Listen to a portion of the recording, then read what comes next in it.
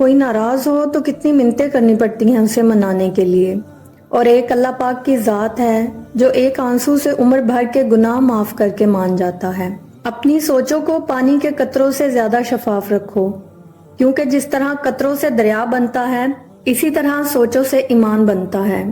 وقت، دولت اور رشتے، یہ وہ چیزیں ہیں جو ہمیں مفت ملتی ہیں، مگر ان کی قیمت کا پتہ تب چلتا ہے جب یہ کہیں کھو جاتی ہیں۔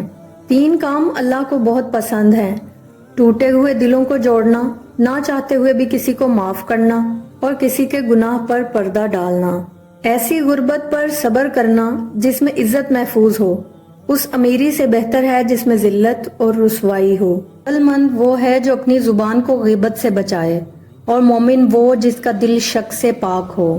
اپنے دن کا آغاز صدقہ دینے سے کرو، اس دن تمہاری کوئی دعا رد نہیں جائے گی۔ نفرت گناہ سے کرو، گناہ کرنے والے سے نہیں، شاید تمہاری محبت میں آ کر وہ گناہ کرنا چھوڑ دیں۔ غیبت کرنا کمزور آدمی کی آخری کوشش ہوتی ہے۔ مشکل وقت میں ہمیشہ دعا مانگا کرو، کیونکہ جہاں انسان کا حوصلہ ختم ہوتا ہے وہاں سے اللہ پاک کی رحمت شروع ہو جاتی ہے۔